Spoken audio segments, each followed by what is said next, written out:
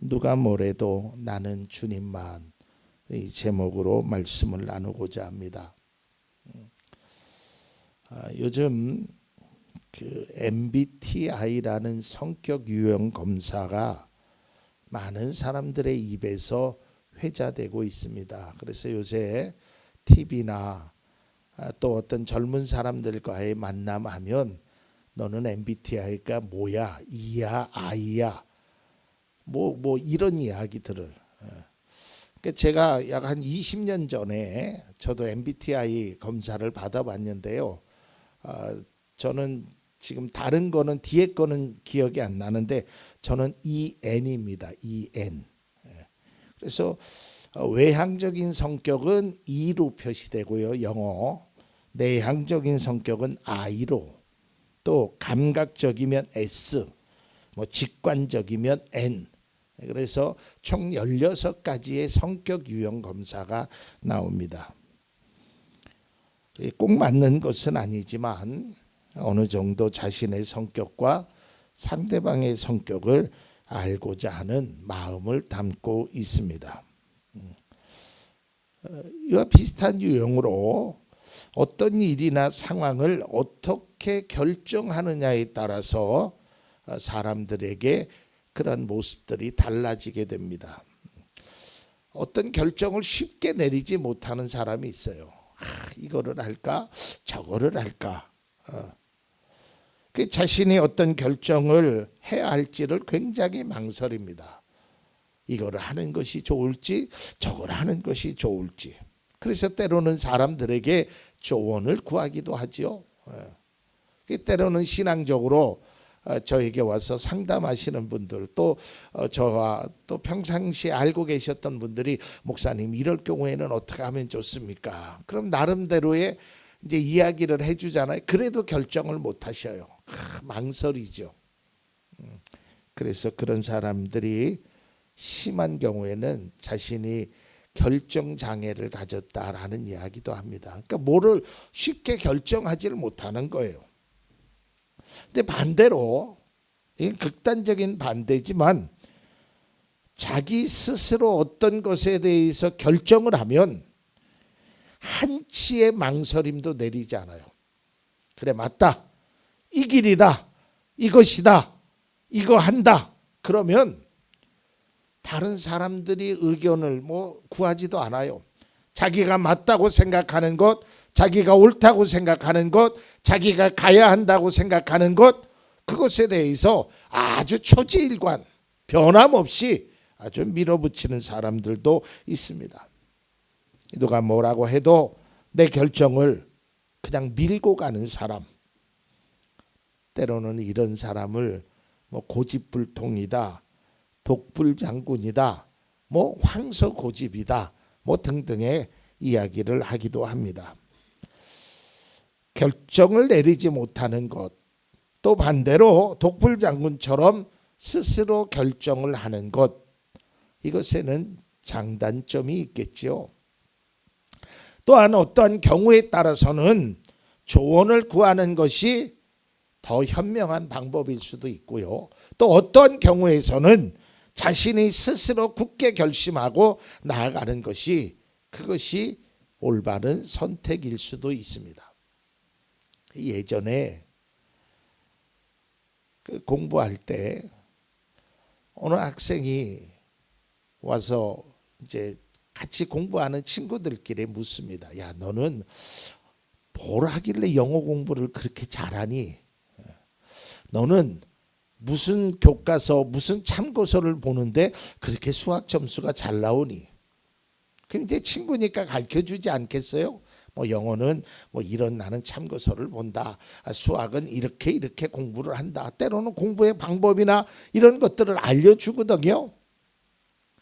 그런데 쉽게 따라가지 못하더라고요.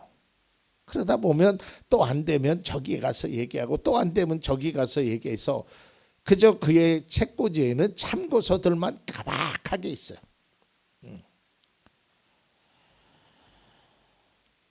그러나 때로는 어떤 학생은 자기가 판단한 것이, 자기가 생각하는 것이 옳다고 생각해서 누가 뭐 어느 선생님이 좋다, 어디 가면 좋다 그런 이야기에 전혀 귀를 기울이지 않고 나아가는 친구들도 보았습니다. 여러분은 어떤 유형이십니까? 다른 사람의 말을 너무 많이 듣는 귀가 얇은 사람입니까? 아니면 내가 결정 내린 것에 대해서는 굳은 의지를 갖고 절대로 변하지 않는 그러한 황소고집과 같은 그런 모습이, 그런 유형의 사람도 아마 이 자리에 계실 겁니다. 자, 이제 본문으로 돌아가서 왜 제가 이런 말씀을 드렸는지는 이따가 결론에 보면 나오게 됩니다. 자, 이제 본문의 말씀으로 돌아가면 시편 31편은 다윗이 지은 시입니다. 근데 어떠한 상황인지는 구체적으로는 알 수 없어요.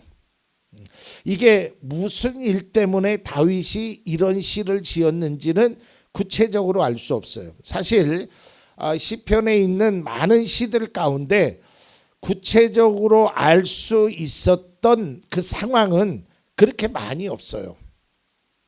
근데 아무튼 어떤 상황인지는 정확하게는 알 수 없지만 뭘 알 수 있냐면 얼마나 힘들었을까, 얼마나 고통스러웠을까, 괴로운 현실에 있었구나라는 것은 짐작할 수 있어요.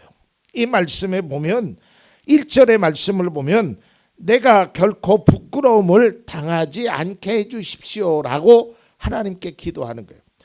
여기서 대한 부끄러움이라는 것은 단순히 무슨 수치를 느끼는 그런 것이 아니라 신앙이 걸린 문제예요. 그러니까 여러분, 이제 이 31편을 우리가 쭉 읽고 오늘 본문 9절 이하의 말씀을 보면 사람들이 다윗에게 아주 매정하게 합니다. 그리고 비난을 합니다. 심지어는 다윗을 죽은 사람처럼 취급을 합니다. 얼마나 힘들었겠어요. 그리고 비난하는 거예요. 다른 시편 9절에도 나와 있는 것처럼 내 하나님이 어디 있느냐, 네가 구하는 것이, 네가 찾는 것이 어디 있느냐라고 비난하는 거예요. 마치 욥의 친구들이 욥에게 찾아와서 너 하나님께 기도해봐, 너 기도한들 소용이 있을 것 같아? 막 그렇게 비난을 하는 것입니다.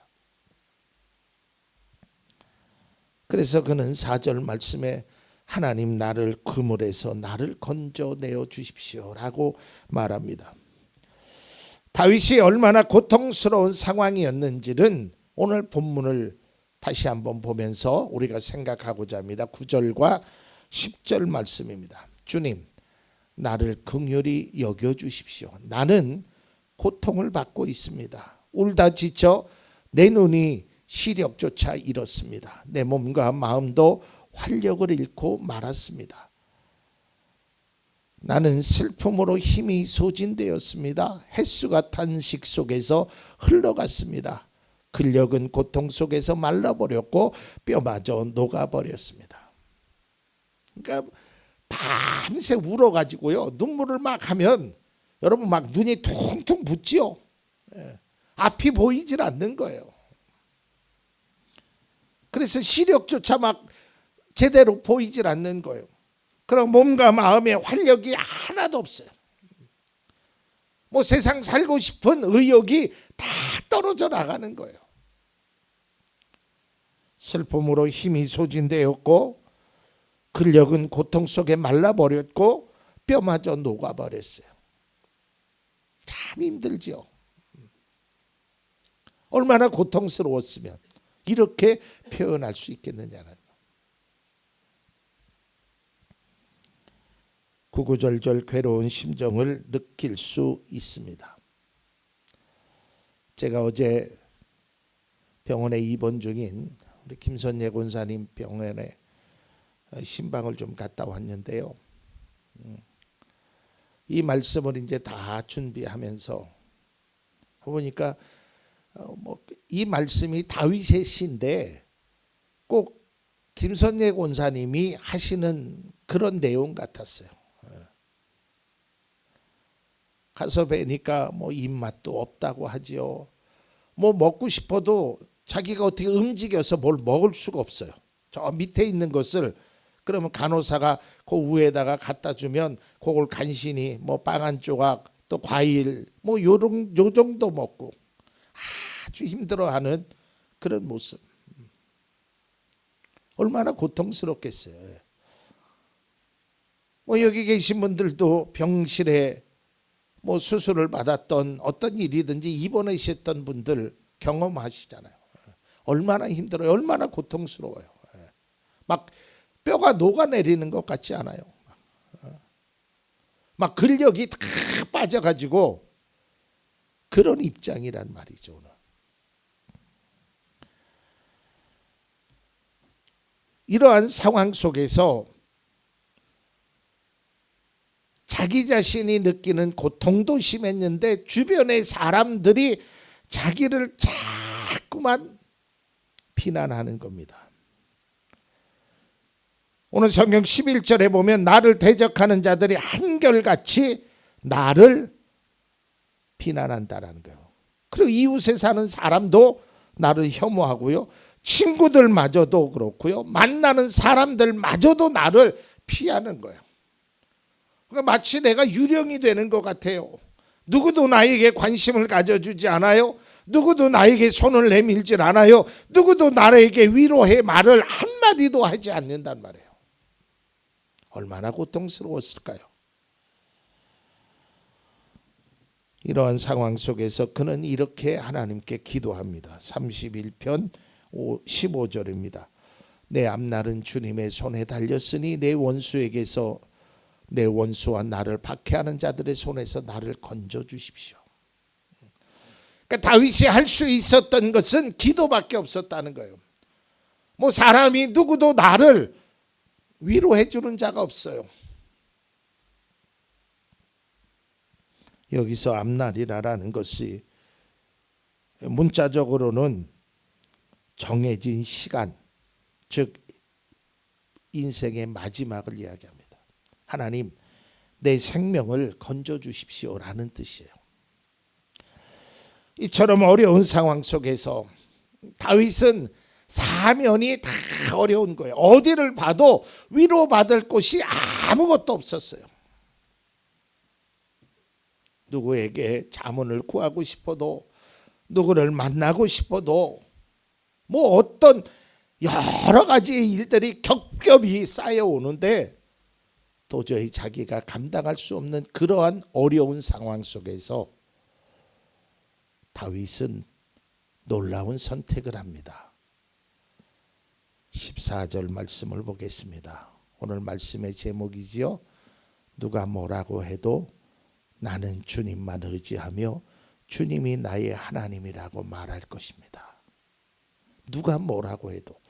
저는 말씀을 묵상하면서 야, 이것이 바로 신앙인의 모습이구나. 물론 어떤 일에 다른 사람의 의견을 무시하거나 또한 다른 사람의 조언 같은 거를 듣지 말라라는 것이 아니에요.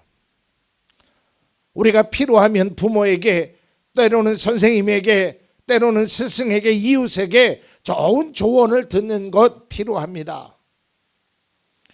그런데 적어도 우리의 신앙에 있는 우리의 마음가짐 속에서는 좀 때로는 황소고집 같은 것이 필요합니다. 누가 뭐라고 해도, 어떤 상황이라 할지라도, 내가 지금 무엇을 한다고 할지라도 나는 주님만 의지하겠습니다. 얼마나 멋져요. 누가 뭐라고 해도 나는. 다윗은 바로 자기가 생각하고 걸어갈 길을 가겠다는 겁니다. 앞서 말씀드린 대로 고집스러움이 그에게 있었던 것이죠. 우리가 세상을 살다 보면 융통성과 유연성이라는 이 모습이 우리에게 필요합니다.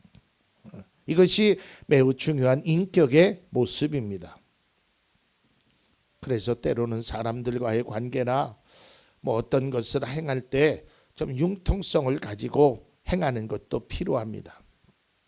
하지만 어떤 믿음에 의해서 아니면 특별한 어떤 목표나 목적에 의해서는 흔들리지 않아야 돼요.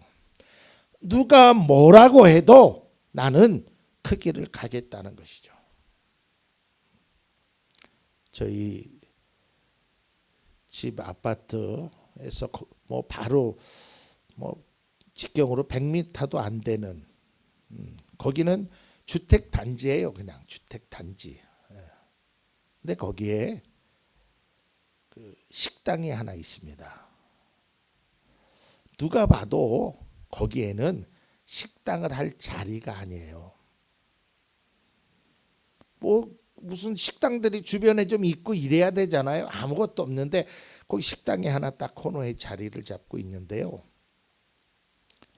제가 이사 오기 전부터 그 자리에 자리 잡고 있는데 제가 나중에 알고 보니까 그 집이 청주에서는 굉장히 유명한 맛집이래요. 삼겹살로 사람들에게 대중적인 인기를 해서 아주 저 먼 동네에서도 율량동이나 가경동에서도 고기를 먹으러 여기를 찾아온다라는 거예요. 처음에 그 집이 그곳에 가게를 차릴 때만 해도 사람들이 아유 얼마 지나지 않으면 망할 거야, 문 닫을 거야, 아유 어떻게 하필 이런 데다가 고깃집을 차려? 비아냥거리기도 하고 막 해야 돼. 근데 이분은 철칙이 있었어요. 최고의 고기를 판매하자. 이거 하나만큼은 누가 뭐라고 해도 흔들리지 않았어요. 때로는 유혹도 있었대요. 이거 적당히 싼 고기랑 섞어서 팔면 이문도 많이 남기잖아. 그러나 이분은 누가 뭐라 그래도 정직하고 최고의 상품을 소비자에게 내놓자. 이 신념 하나로 결국에는 그곳에 많은 사람들이 찾아오게 됩니다. 여러분, 우리가 때로는 이러한 어떤 굳은 의지가 필요합니다. 그러나 적어도 다른 것은 몰라도 우리가 믿음의 삶에 있어서는 이런 굳은 의지가 우리에게 있어야 돼요. 다윗은 고통스러운 상황임에도 불구하고 믿음은 굳건히 존속되어 있고 나는 믿음의 길을 이탈하지 않겠다라는 아주 굳은 의지가 있었어요. 믿음에 있어서는 이러한 모습이 필요합니다. 그리스도인들이 다른 것에는 융통성과 유연성을 이렇게 발휘해도 괜찮아요. 하지만 믿음에 있어서만큼은 절대로 이런 모습을 가지면 안 됩니다. 세상의 말에, 세상의 유혹에 우리의 믿음의 생각을 빼앗기면 안 된단 말이죠. 성경에 나타난 믿음의 사람들이 보여준 공통적인 모습 중에 하나가 바로 흔들리지 않고 변하지 않는 모습이라는 거예요. 믿음을 걷는 데는 절대로 타협하지 않았습니다. 아무리 편하고 좋은 길이라도 믿음의 길이 아니면 그들은 포기했습니다. 누가 뭐라고 해도, 아무리 설득을 해도, 아무리 좋은 기회가 있다고 하여도 결코 나는 하나님만을 의지하겠다는 이런 다윗과 같은 고백이 믿음의 사람들에게는 있었다는 것이죠.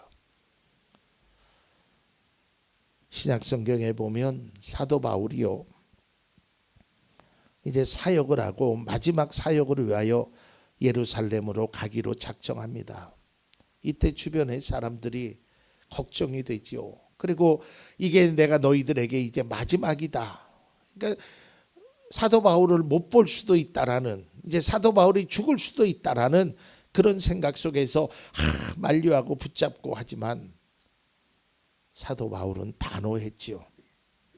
그러면서 그는 이렇게 이야기합니다. 사도행전 20장 22절에서 24절에 보십시오. 이제 나는 성령에 매여서 예루살렘으로 가는 길입니다.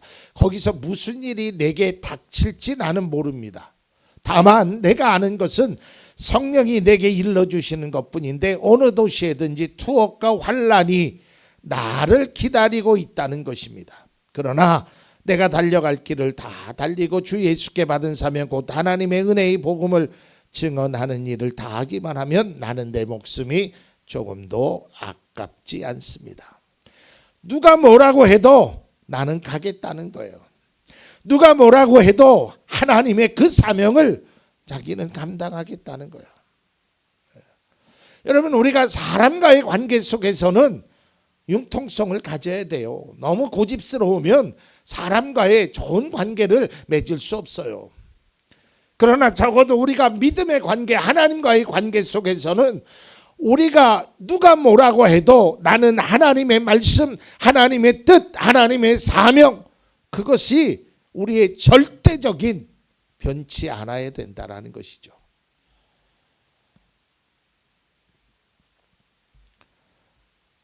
제가 몇 주에 걸쳐서 계속 다니엘에 관한 이야기를 하는데요. 다니엘의 세 친구도 그래요.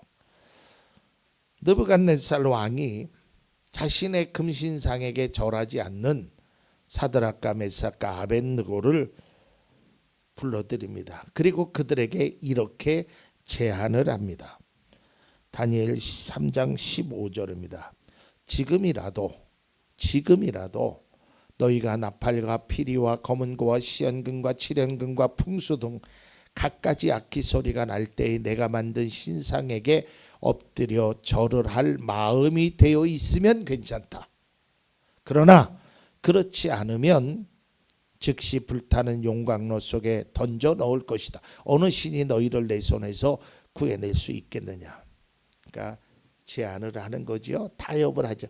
야, 지금이라도 금신상에 절해.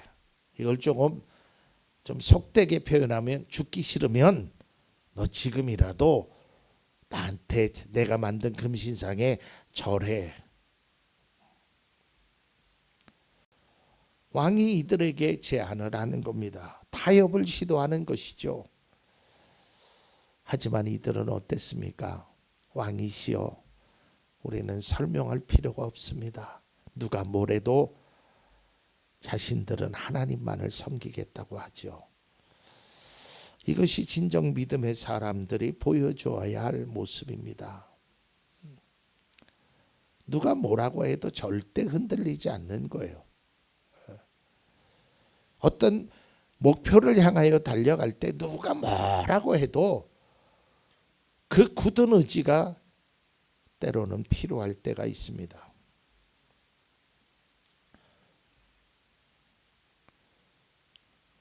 요즘 우리에게 신앙을 지키기 위해서 목숨을 위협하는 일은 없지요.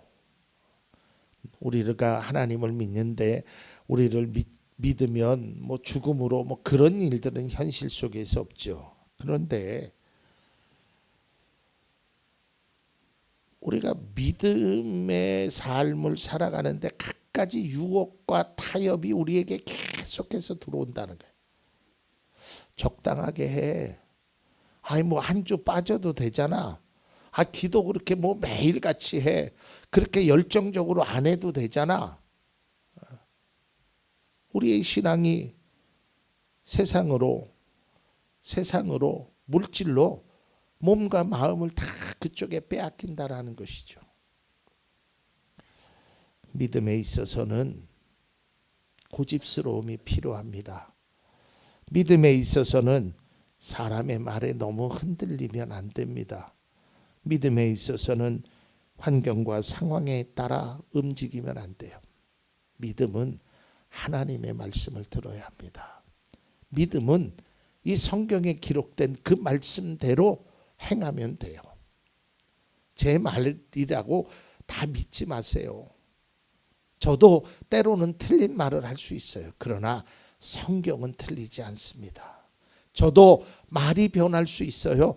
그러나 성경은 변하지 않습니다. 그러니까 우리는 그 말씀을 누가 뭐래도 믿는 겁니다. 믿음의 성도는 누가 뭐라 그래도 하나님을 의지하겠다는 확고한 신앙이 자리를 잡고 있어야 합니다. 누가 뭐래도. 시편 26편 1절 하반절입니다. 주님만을 의지하고 흔들리지 않았습니다. 누가 뭐래도 흔들리지 않는다는. 자, 그렇게 되기 위한 한 가지 전제 조건이 있습니다. 어떻게 다윗은 누가 뭐라 그래도 내가 신앙을 이렇게 갖겠다는 거냐? 그는 하나님에 대한 믿음의 확신을 가졌기 때문이에요. 그 확신이 있으니까 누가 뭐라 그래도 아무리 어떤 것 다른 제안을 해도 변하지 않는 거예요. 제가 혈압약을 먹은 지 한 10년 됐거든요. 근데 제가 병원을 한 번도 옮기질 않았어요. 가끔 뭐 사람들이 저기 좋은 병원 있고 뭐 저기에 괜찮은 거 있고 교통도 편하고 뭐 등등의 많은 이야기를 들려요. 근데 나는 누가 뭐라 그래도 나는 그 병원을 갑니다. 왜? 그 병원에 대한 확신이 내가 있으니까. 누가 뭐라 그래도 뭐 아무리 좋은 병원이 있고 뭐 한다고 해도 제가 가는 병원이 교통이 좀 불편하거든요. 그리고 제가 치료하는 그 혈압보다 다른 쪽에 있는 환자들이 더 많거든요. 그래서 아주 복잡합니다. 그런데 저는 누가 뭐라 그래도 그 병원을 가는 게 그 병원에 대한 확신을 가지고 있어요. 하물며 우리가 사람에게도 이런 확신이 있으면 누가 뭐래도 흔들리지 않는데, 여러분 하나님이 어떠신 분입니까? 하나님에 대한 믿음의 확신을 가지고 있다면 누가 뭐라고 해도 나는 그 길을 가는 겁니다. 이것이 바로 믿음의 사람이라는 거예요. 이제 말씀을 맺고자 합니다. 우리가 이 세상을 살면서 독불장군처럼 살아갈 수는 없습니다. 사람과 대화하고 타협하고 양보하고 이해하고 다른 사람의 의견을 존중해야 합니다. 하지만 믿음의 세계는 조금 다릅니다. 길이 아니면 가지 않아야 합니다. 걸어가야 할 길이라면 무조건 가야 합니다. 누가 뭐래도 믿음의 길, 믿음의 모습은 포기하면 안 됩니다. 누가 뭐래도 하나님이 나를 얼마나 사랑하는지를 알고 확신해야 하는 것입니다. 그래서 다윗은 어려운 상황 속에서도 누가 뭐래도 나는 하나님만 의지하겠다고 고백할 수 있었던 것이죠. 이것이 하나님에 대한 확신이며 우리가 기도할 때 가져야 될 확신입니다. 누가 뭐라고 해도 나는 기도하겠다. 누가 뭐라고 해도 나는 하나님만 의지하겠다. 이런 믿음의 확신을 통해서 우리가 살아야 하는 것입니다. 믿음으로 기도한다는 것은 그저 막연하게 내가 구하는 것이 그대로 이루어질 것이라고 바라는 것이 아닙니다. 믿음으로 기도한다라는 것은 하나님이 어떤 분이신지를 알고 그분의 약속을 믿고 그대로 이루어질 것을 믿는 확신을 가지고 기도하는 것입니다. 사랑하는 성도 여러분, 오늘 다윗은 편하고 아주 걱정 없는 왕궁에서 이러한 고백을 한 것이 아닙니다. 정말 어렵고 힘든 가운데 이러한 고백을 했던 것이죠. 누가 뭐래도 나는 주님만 의지합니다. 누가 뭐래도 나는 하나님만 따르겠습니다. 라는 고백과 행동이 우리의 모습이 될 수 있기를 바랍니다.